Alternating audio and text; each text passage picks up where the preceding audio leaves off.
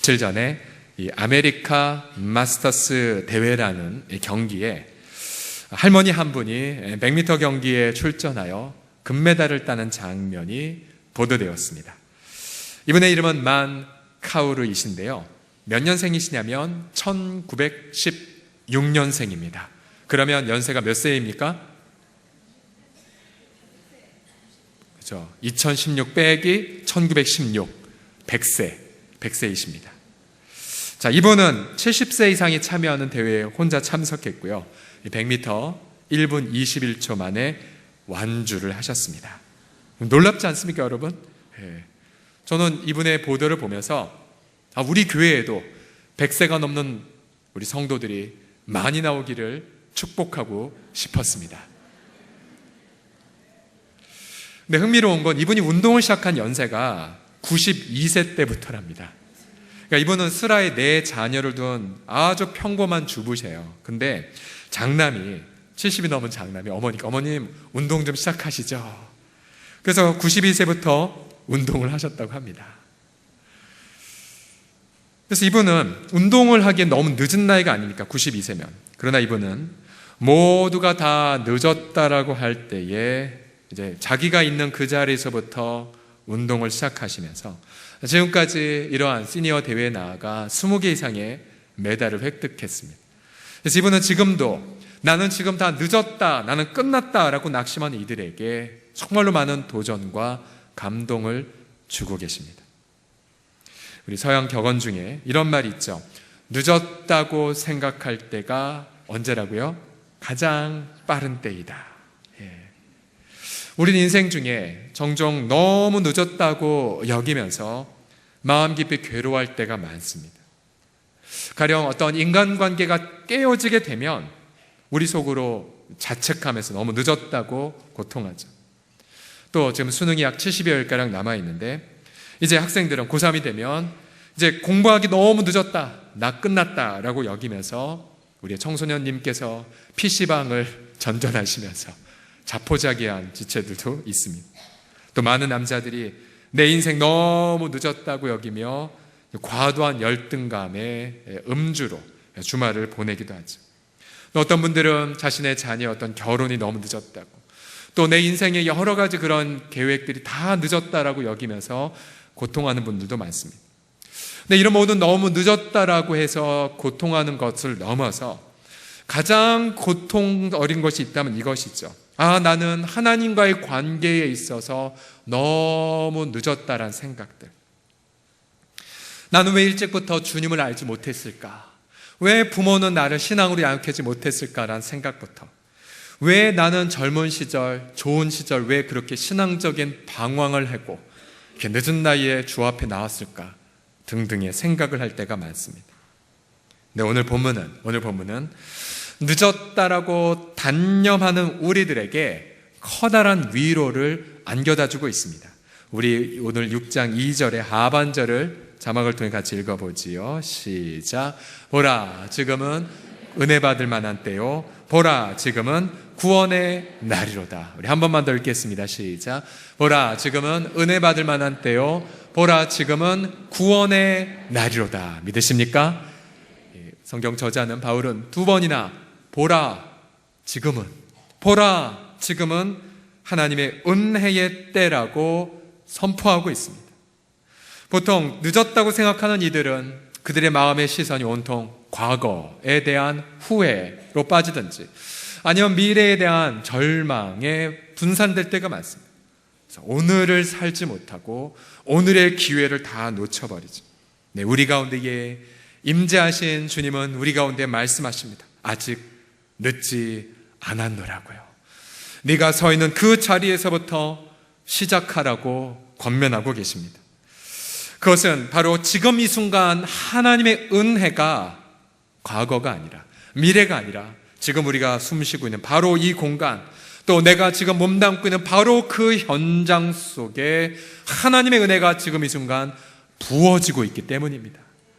그렇다면 모든 것이 늦었다고 생각할 때에 그 하나님의 바로 지금 부어지는 은혜를 어떻게 체험할까요? 첫째로 본문은 교훈합니다. 내가 바로 지금 하나님이 나를 기쁘게 받으신다는 것을 선포하셔야 됩니다. 자, 조금 길지만 이 첫 번째 교훈을 같이 읽어봅시다. 바로 지금 시작. 바로 지금 하나님이 나를 기쁘게 받으신다는 것을 선포하십시오. 자, 2절 상반절을 보시면 이르시되 내가 은혜 베풀 때에 너에게 듣고 구원의 날에 너를 도왔다. 이사야서의 한 말씀을 바울이 인용합니다. 그러면서 바로 하반절에 보라 지금이 그 은혜의 때, 보라 지금이 구원의 때라고 말하고 있죠. 여기서 은혜 받을 만한 때의 원래의 뜻은 헬라어로 조금 깁니다. 유프로스텍토스를 번역한 말인데요. 이 말은 무슨 뜻이냐면 기쁘게 받아지다, 옛날 말로 연락되다 라는 뜻을 갖고 있습니다. 어떠한 그림을 갖고 있냐면 구약에서 하나님이 내가 드리는 제물을 기쁘게 받으실 때 이 단어를 씁니다. 은혜 받을 만한 때. 결국은 바울은 이사야서의 말씀을 인용하며 우리에게 오늘 이렇게 말합니다. 바로 지금이 우리가 하나님 앞에 제물을 흠양받듯 하나님이 흠양하시듯 우리가 기쁘게 받아들여지는 때라고 말합니다. 지금이. 그럼 우리는 질문을 던지죠. 아니 어떻게 하나님이 지금 나를 기쁘게 받으실까요? 지금 먼 훗날에나 받으실 것 같은데 그것은 바로 우리가 지난주에 함께 보았듯이 예수님의 십자가 때문입니다. 예수님의 십자가. 2000년 전 예수님께서 이 땅에 오셔서 저와 여러분의 모든 죄, 인류의 모든 그 무거운 죄짐을 대신 짊어지셨습니다. 지난주에 나눴던 말씀처럼 예수께서 우리를 대신하여 죄가 되셔서 우리로 예수님 안에서 하나님 앞에 의가 되게 하려 하셨다고 말씀하셨습니다. 예수님의 그 십자가를 통하여 우리의 모든 과거의 죄, 지금의 죄, 미래의 죄, 또 내가 지금 깨닫고 회개한 죄뿐만 아니라 지금 내가 미처 깨닫지 못했고 교만하고 강팍하게 가고 있지만 지금 내가 짓고 있는 모든 죄들을 그 예수님의 십자가에서 대신 다 예수님이 담당하여 주셨습니다. 그래서 예수님의 그 십자가를 통하여 이제는 은혜의 때가 활짝 하나님 앞에 열려져 버렸습니다.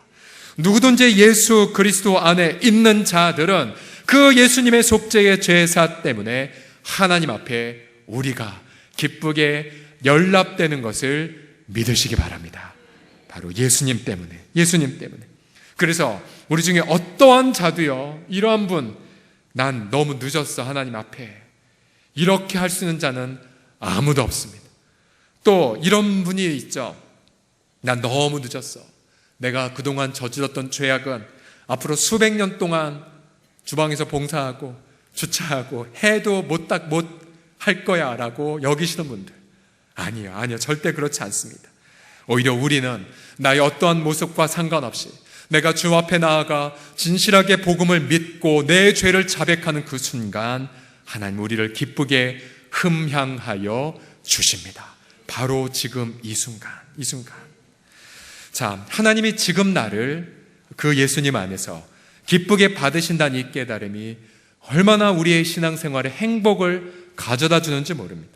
제가 이틀 전에 이것을 정말로 경험을 했었는데요. 이틀 전에 이제 설교 준비를 할 때 예수님 앞에 이제 한참 머물면서 이제 설교를 위해 기도하고 있을 때였습니다. 아직 설교 원고를 입력하지 않을 때였는데요. 그때 성령 하나님이 제게 이러한 마음과 소원을 주셨습니다. 경철아, 네가 아직 설교하지 않았고 또 네의 일의 결과를 아직 보지 못했지만 나는 너의 설교의 준비 과정 자체, 지금 이 순간 하나님을 기쁘시게 하는 것이 되기를 원한다 라는 마음을 주셨어요. 아, 그렇구나. 내가 아직 일의 결과를 못 봤지만 지금 이 순간을 주님이 기쁘게 받으신다고? 그거를 깨닫자 제 영혼과 마음과 몸도 정말 행복으로 가득한 것을 볼 수가 있었어요. 학생들도 마찬가지입니다. 제가 예전에 학생 시절 때에 주님이 제게 이러한 마음을 주셨어요.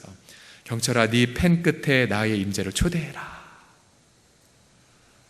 모르는 것 때문에 당황하지 말고, 알고 푸는 것 때문에 감사하고, 기억하는 것 때문에 감사하고, 그럼 그 과정 자체가 내게 흠양되는 예배란다. 제가 무슨 어디 결과를 얻거나 어디 학교에 들어가나 그게 아니라 지금 이 순간을 나를 예배로 흠양하신다는 것. 그러니 여러분, 학생들이 네 결과를 통해서만 영광 받는 거야 라고 하는 학생들과 지금 이 순간이 예배란다 라고 깨닫는 학생과 누가 더 공부를 잘할까요? 누가 더 공부를 효율적으로 할까요? 그런 이 자리에 좀 수험생 부모들이 있다면 여러분, 분명히 학생들에 강조해 주세요. 아이들의 합격증 때문에 하나님 영광 받으신 것이 아니라, 그것은 영광의 도구가 아니라, 영광의 재료가 아니라 그저 섬기는 도구에 불과하죠. 지금 이 순간에 오히려 수능일이 다가올수록 더 예배 열심히 드리고 더 성경 통독하고 부모들이 말씀 읽어주고 기도하고, 그러면서 아이들이 지금 이 순간 하나님 앞에 공부하는 것 자체가 하나님이 흠양하시는 예배라는 것. 자, 이러한 부분은 가정주부에게도 마찬가지입니다. 우리 반복된 일상의 삶, 청소부터 시작하여 우리 가정에 뒷바라지하는 모든 부분들, 근데 주님은 그 모든 과정 속에 정말로 예수 그리스도 안에서 배우자를 섬기기 위해 반찬 하나 만들고 우리 자녀들의 이름을 불러가며 빨래를 넣는 과정 자체, 그 자체 하나님은 기쁘게 연락하시는 것을 믿으시기 바랍니다. 바로 지금 이 순간 우리가 하나님 앞에 연락된다는 그 깨달음을 통하여 우리는 오늘도 하나님의 은혜를 충족하게 경험할 수가 있죠. 우리 옆 사람 보면서 축복합시다. 예수님 때문에 하나님이 지금 당신을 기쁘게 받으세요라고. 시작. 예수님 때문에 하나님이 지금 당신을 기쁘게 받으세요. 아멘. 두 번째로, 모든 것이 늦었다고 생각할 때에 하나님의 은혜는 나의 섬김의 작은 행동을 통해 임하기 시작합니다. 1절에서 사도 바울은 자신을 가리켜 우리가 하나님과 함께 일하는 자, 즉 은혜의 동역자라고 말합니다. 하나님의 은혜는 오직 하나님만이 주실 수가 있죠. 그런데 그 은혜는 우리들을 통해 세상에 흘러가 버립니다. 그런 면에서 은혜의 동역자라고 말하죠. 그래서 우리의 삶 때문에 하나님의 은혜가 콸콸 가정과 일터에 쏟아질 수도 있고, 반대로 우리의 삶 때문에 은혜가 제한될 수도 있어요. 바울은 이것을 깨닫고 3절에 우리가 이 직분, 즉 은혜를 흘려보내는 은혜의 직분이 비방받지 않게 하려고 무엇에든지 아무에게도 거리끼지 않게 하려고 힘쓴다라고 말합니다. 여러분, 저와 여러분이 은혜의 동역자가 된다는 성경의 가르침은 너무나도 우리에게 부담이 됩니다. 왜냐하면 여러분들의 삶의 모습 때문에 나 예수 믿겠다고 하는 분도 있지만, 의외로 여러분 세상의 축제를 앞두고 여러분 전도하다 보면 너희 때문에, 저 때문에 나 예수님 안 믿겠다고 하는 분들 얼마나 많이 만납니까? 은혜의 동역자로 부름받았지만 지금 우리가 잘못해서 은혜가 이 세상에 흘러가지 못하고 있습니다. 사도 바울은 이를 위하여 중요한 처방전을 4절에서 말합니다. 4절을 보시면 오직 모든 일에 하나님의 일꾼으로 자천했다라고 말합니다. 여기서 말한 일꾼이란 개념은 헬라어로, 히라버로 디아코노스인데요, 이것은 식탁에서 음식을 접대하는 종이라는 뜻입니다. 즉 사도 바울은 자신이 종으로 섬겨야 은혜가 자신을 통해 흘러나아간다는 것을 깨달았습니다. 일찍이 예수님도 이 디아코노스란 단어를 통하여 제자들에게 이렇게 큰 충격을 주셨죠. 나는 너희 가운데 너희의 섬김을 받으러 온 것이 아니라 내가 너희 섬기러 왔다. 그러면서 친히 제자들의 발을 닦아주시면서 마태복음에 보면 이렇게 말씀하셨죠. 너희 중에 큰 자는 너희를 섬기는 종이 되어야 한다라고 말씀하셨어요. 그래야 예수님의 은혜가 우리를 통하여 흘러갑니다. 사도 바울도 고린도서 4장 5절에 이렇게 말하죠. 우리는 우리를 전파하는 것이 아니라 두 가지를 전하는데, 하나는 오직 그리스도 예수의 주 되심, 또 하나는 그 예수님 때문에 우리가 너희의 종으로 살아가는 내용을 전한다라고 말합니다. 대등한 두 가지죠. 예수님의 주 되심만 전한 것이 아니라 예수님의 그 주 되심 때문에 내가 오늘 이 자리에서 은혜의 삶을 살아간다는 것, 섬김의 삶을 살아간다는 것. 그래야 우리가 하나님 앞에 은혜의 동력자로 살아갈 수가 있습니다. 그러기에 만약 내가 섬김의 삶을 포기했다면 나의 포기함 때문에 은혜가 그만큼 더디게 임하게 되죠. 이 자리에 이제 우리의 부부 관계라든지 혹은 부모 자녀 관계가 너무나 늦었다, 이미 돌이킬 수 없는 곳까지 가버렸다라고 하는 분이 계십니까? 그러면 그 늦었다라고 고통하는 영역에 어떻게 하나님의 은혜가 임한다고요? 우리가 은혜의 동역자이니까 그곳에서 섬김의 액션을 하나씩 취하는 거죠. 그때에 그 사람이 내게 무엇을 행했는지를 생각하지 마시고 하나님이 내게 예수님 안에서 무엇을 행하시는지만 생각하고 그 사람을 섬기십시오. 특별히 이제 얼마 있으면 앞게 될 명절날 관계가 불편한 어떤 친인척이나 가족을 만날 때에 마음에 여러 가지 부담들이 드시죠. 그러나 여러분, 그 사람이 내게 뭘 행하는지 생각하지 마시고 하나님이 내게 무엇을 행하는지를 생각하며 자그마한 섬김의 행동들, 감사의 편지라든지 감사의 표시라든지 아니면 자그마한 섬김의 행동들 하게 되면 나의 섬김의 행동을 통해 그 모든 깨어진 관계에 하나님의 은혜가 나를 통하여 흘러가게 됨을 믿으시기 바랍니다. 제가 지난 금요일 1박 2일 동안 가평 필그림 하우스에서 섬김이 늘 수양회를 가졌습니다. 너무 좋았는데 그때 한 지체가 저녁 집회 때 이러한 간증을 했어요. 갑자기 본인이 살면서 암 판정을 생각도 못하게 받은 것입니다. 암 판정을 받고 수술 날짜를 받고는 이제 초조하게 암 수술을 기다리고 있는데 그때에 자신의 섬김이가 매일 저녁에 찾아와서 예배를 드려주고 말씀으로 위로를 나누었다고 합니다. 근데 그 섬김이도 자기 직장생활 바빴고 자신의 가정에 있어서 분주했지만 매일 저녁마다 8시 반에 와서 함께 예배 드려주고 함께 그 모든 수술과 그 모든 투병의 과정에 함께 있었다라고 말합니다. 그러면 여러분, 이 사랑방 지체가 암판정을 받고 이 고통하는 투병하는 성도가 어떻게 하나님의 은혜를 체험했을까요? 간단합니다. 그것은 바로 섬김의 행동을 통하여 하나님의 은혜가 그 지체에게 흘러들어갔던 거죠.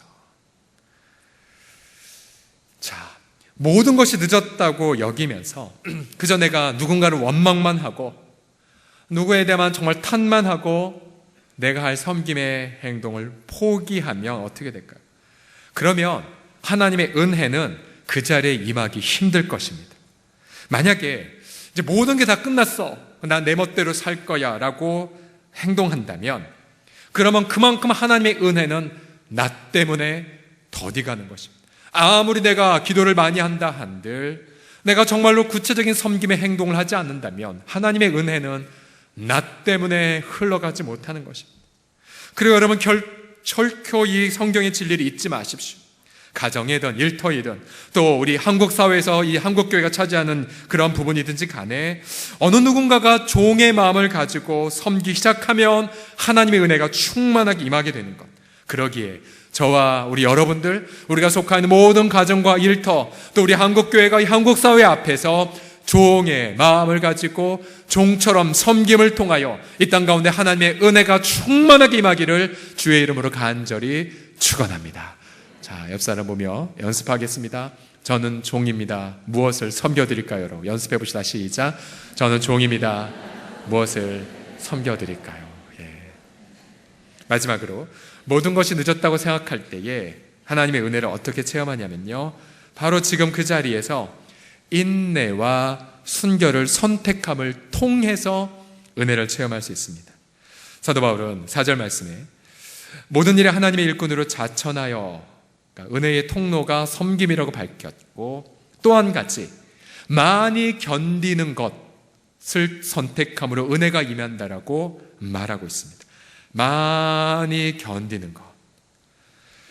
그러면서 이 많이 견디는 것 이어서 9가지의 고난의 리스트들을 제시합니다. 우리 고린도서 6장 4절 하반절 5절까지 9가지의 고난의 목록 같이 읽어보죠. 시작. 환난과 궁핍과 고난과 매맞음과 갇힘과 난동과 수고로움과 자지 못함과 먹지 못함 가운데에서도 많이 견뎠다라고 말합니다. 많이 견뎠다. 여러분, 진짜 인내가 무엇인가? 진정한 인내란 여러 이 시련, 불면, 또 어떤 생계의 문제, 수고로움, 또 압박, 미래가 보이지 않는 것 같은 상황, 이 속에서 진정한 인내가 무엇이냐면 두려워하지 않고 죄를 짓지 않는 것입니다. 많이 견디는 것. 바울은 많이 인내했습니다. 얼마나 많이 인내했든지 어느 서신서에 보면 내가 사도됨의 증표를 제시하겠다고 말하면서, 그러면 저희 같으면 뭔가 기적을 일으킨 거를 제공할 것 같은데 바울은 말하죠. 내가 많이 인내한 것, 인내한 게 바로 나의 사도됨의 증표 아니냐라고 말해요. 많이 인내한 것. 그러니 여러분들 속에서도 많이 인내하는 분들 계시죠. 기본이 10년, 20년, 30년. 그러면서도 눈물은 나지만 낙심하지 않은 채 그 속에서 하나님 앞에 머물러 있다면, 그러면 그건요, 고난이 해결은 안 됐어도 지금 제대로 은혜의 길을 걷고 계신 겁니다. 또 바울은 그뿐만 아니라 9가지 영역에서 참았을 뿐만 아니라 또 8가지의 방식으로 바로 지금 순결을 택했습니다. 6절부터 7절까지 보시게 되면요, 바울은 고난 속에서도 깨끗함을 선택했고요, 또 하나님과의 관계의 알, 지식을 선택했고, 또 역시 적극적인 면에서의 오래 참음, 여기서 오래 참음은 원수를 갚지 않는 뉘앙스가 있습니다.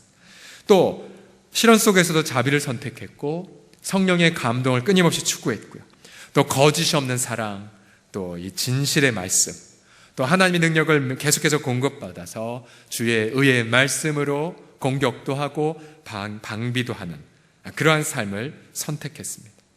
그러니 사도 바울의 삶을 보면은 어떤 면에서는 정말 축복이 없는 삶 같죠. 처절한 고난, 속임도 많이 당하고, 배도 난파당하고, 매맞음도 많이 당하고, 인정도 못 받고, 박수도 못 받고, 또 홀로 그렇게 살아가고. 누군가는 바울의 인생을 보고 하나님의 은혜가 없다라고 할 수 있을지 모르지만, 그러나 사도 바울은 그 속에서 인내했고 순결의 가치들을 더욱더 선택했기 때문에 그 누구보다도 하나님의 은혜를 경험하고 나누는 자였습니다. 과연 저와 여러분은 정말 시련 속에서 정말로 인내와 또 순결을 오늘 지금 선택하고 계십니까? 근데 시련 속에서 인내와 순결을 선택하는 건 말처럼 쉬운 것이 아닙니다. 예를 들어서 구약 성경에 아주 유명한 신령한 예배 인도자인 아삽이라는 분이 계신데, 어느 날 이 아삽이 눈으로 보니까 악인들은 잘만 살아가고 의인들은 오히려 자기는 오히려 힘들게 사는 것을 보고 크게 시험에 빠집니다. 시편 73편 12절과 13절을 보시면요, 볼지어다 얘네들은 악인들인데 항상 평안한 것처럼 보이고 돈도 많이 더 벌고, 그러면 내가 내 마음 깨끗하게 해서 새벽 기도 드린 게, 큐티하는 게, 섬기는 게 무슨 소용이야, 다 헛되도다 라고 얘기하는 거예요. 이게 아삽의 문제일 뿐입니까? 아니에요. 저와 여러분들의 동일한 똑같은 고백 아닙니까? 저와 여러분도 힘든 일 생기면 솔직히 죄의 유혹을 받습니다. 그죠? 인내하고 싶지 않아요. 판을 뒤집어 버리고 싶고 혈기 부리고 싶고 죄짓고 싶어요. 그러면서 하는 말, 내가 이런 상황에 처했는데 내가 이렇게 행동하는 거는 당연한 거 아니야 라고 환경 탓을 하게 됩니다. 그러나 사도 바울은 우리에게 성경을 통해 담대하게 도전합니다. 정말로 네가 지금 이 순간 또 내가 처해 있는 형편에서 하나님의 은혜를 체험하길 원한다면, 아직 상황이 열려있지 않고 아직 홍해물이 넘실대고 아직 요단강물이 가득히 범람해서 길이 보이지 않는다 할지라도 인내하고 순결을 선택하라고 말합니다. 여러분들도 인내와 그 순결을 어떠한 형편에 처했든지 간에 선택하실 수가 있으시겠습니까? 우리 구약의 잠언 17장 1절의 말씀을 반드시 기억하십시오. 마른 떡 한 조각만 있고도 화목하는 것이 제육이 집에 가득하고도 다투는 것보다 어떻게 된다고요? 낫다고요. 과연 여러분들의 가정은 어느 쪽이십니까? 마른 떡 한 조각밖에 없지만 화목의 열매를 선택하는 가정입니까? 아니면 경제적 이유 때문에 내적인 순결을 같이 다 벗어버린 채 서로 증오하고 미워하고 원망의 열매만 쌓고 계십니까? 내일 오시기를 정규전 선교사님 2주 전에 제가 전화를 받았어요. 이제 9월 7일 이번 주 수요일인가 목요일 날 인도네시아로 출국을 한답니다. 선교사님 파송교회 정해졌어요? 아니, 아직 안 정해졌어요. 어떻게 하시려고요? 그냥 믿음으로 가려고 해. 믿음으로. 선교사 사모님 인도네시아 땅, 그 땅으로 들어갑니다. 제가 몇 번 나누었었죠. 선교사님의 장남인 예일군이 갑작스럽게 이제 암이 발병이 되면서 백혈병으로 7개월간 고통스럽게 투병하다가 이제 얼마 전 주의 품에 안겼죠.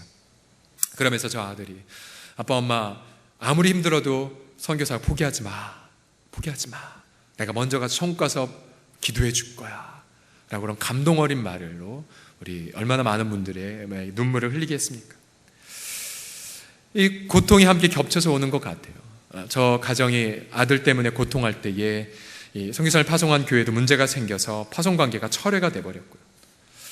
정말로 시련이 겹쳐서 왔지만 제가 선교사님 병원 다니면서 그 옆에서 보면서 오히려 저 가정은 시련 속에서도 예배를 포기하지 않았고 가족끼리 더 사랑으로 하나가 되었고 그리고 더 강렬한 부활의 메시지를 하나님이 저분의 입술에 주신 것을 확인할 수가 있었습니다.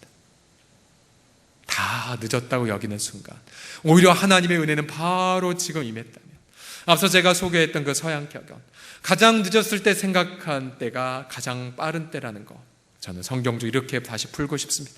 가장 모든 것이 늦었다고 하는 그때에 하나님의 은혜는 바로 지금 강렬하게 우리에게 나의 눈물의 현장에 임한다는 사실이요.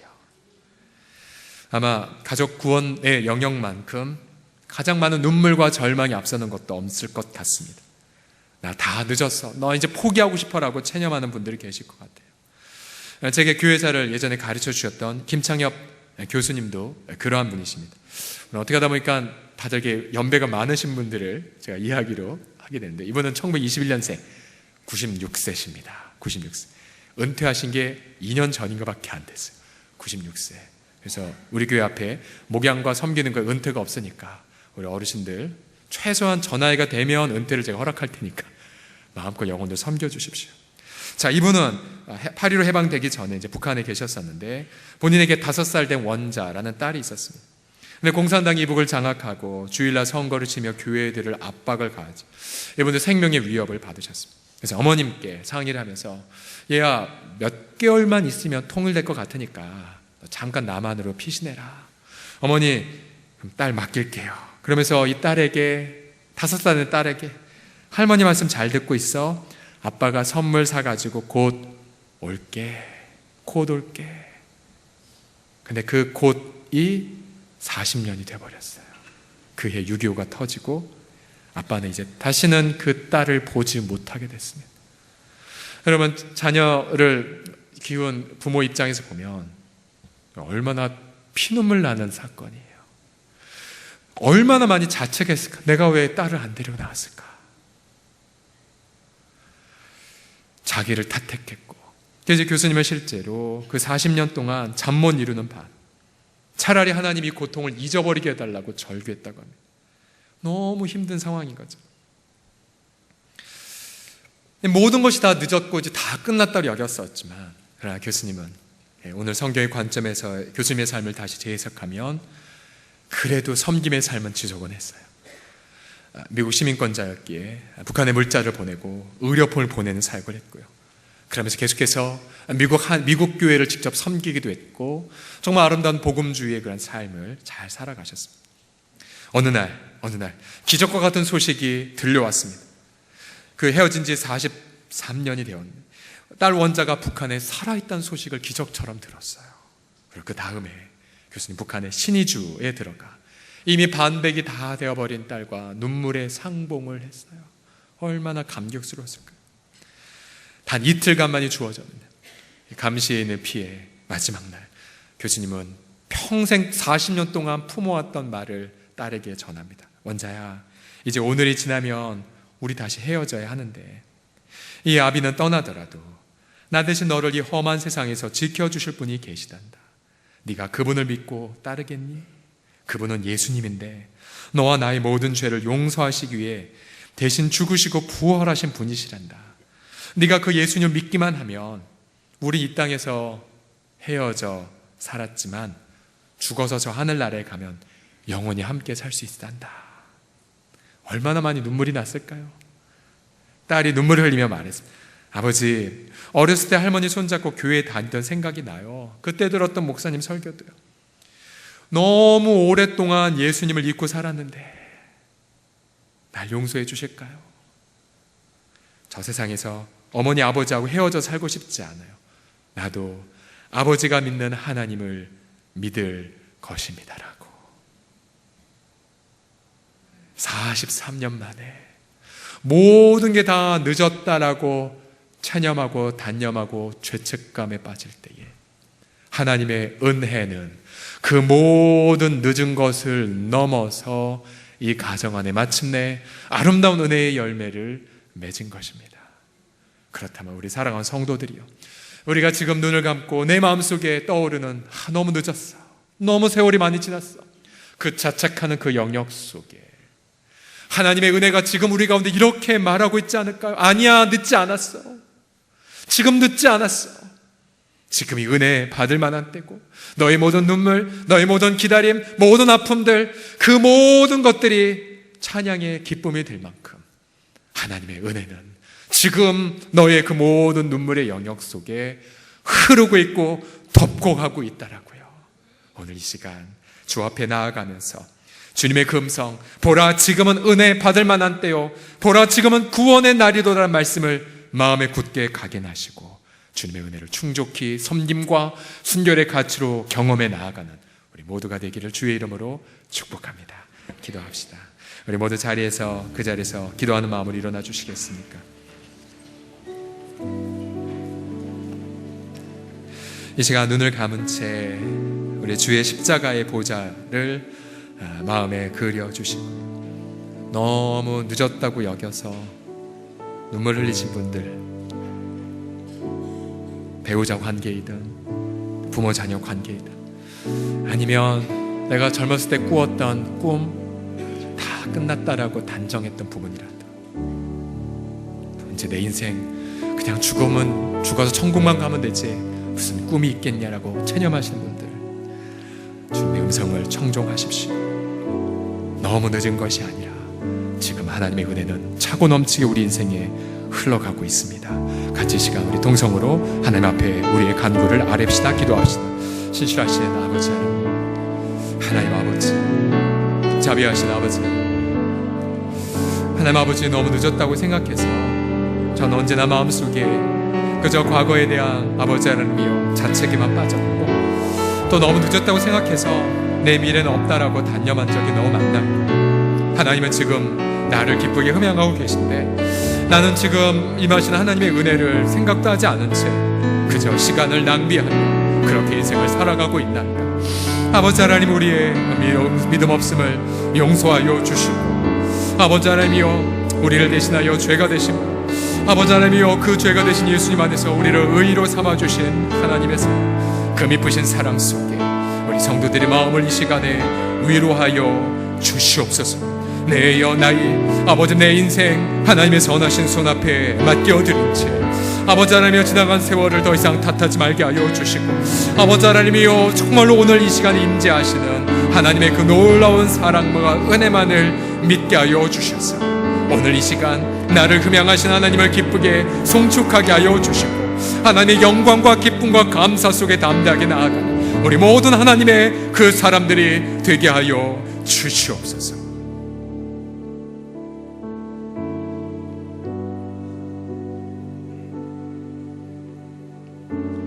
잠시 시간 좀 더 조용한 목소리로 이 자리에 임재하신 주님 앞에 여쭤보세요.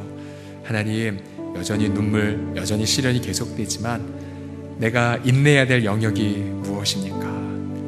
또 내가 선택해야 될 순결의 가치는 무엇입니까? 정직함이나 친절이나 자비나, 하나님, 내가 그 가치들을 선택하며 한 걸음 한 걸음 나아가겠노라고. 여전히 내 앞에 홍해는 넘실대고 있고 여전히 사막엔 샘물이 솟지 않는 것처럼 보여도 오늘 바로 이 시간 인내하며 순결을 선택하겠노라고 함께 이 시간 회개와 결단의 기도를 조용히 드립시다. 아버지 하나님,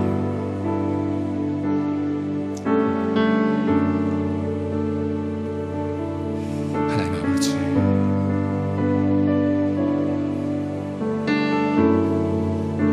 하나님 아버지,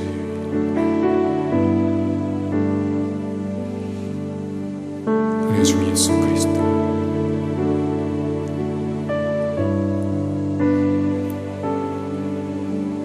우리 주 예수님이여,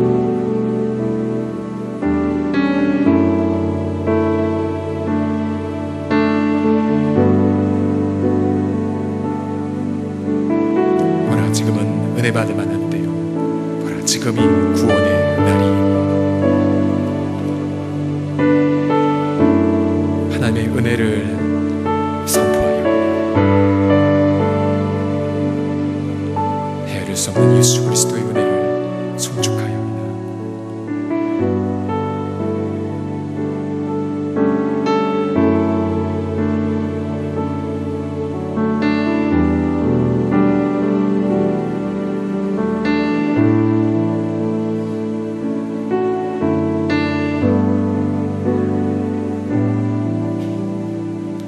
보라 지금이 은혜 받을 만한 때요, 보라 지금이 구원의 날이로다.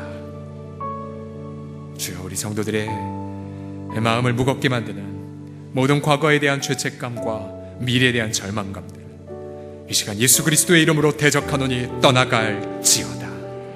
오늘 이 시간 지금 내가 서 있는 그곳에서 임하시는 헤아릴 수 없는 폭포수와 같은 하나님의 은혜를 기뻐하며 주님 앞에 한 걸음 한 걸음 나아가는, 아버지 가장 늦었다라고 생각하는 그 순간 모든 것을 상쇄하는 하나님의 은혜를 기뻐하는 우리 모든 하나님의 은혜의 동역자들 되게 하여 주셔서 우리를 통하여 우리 가정과 일터에 아버지 하나님의 은혜가 강물처럼 흘러가게 하여 주시옵소서.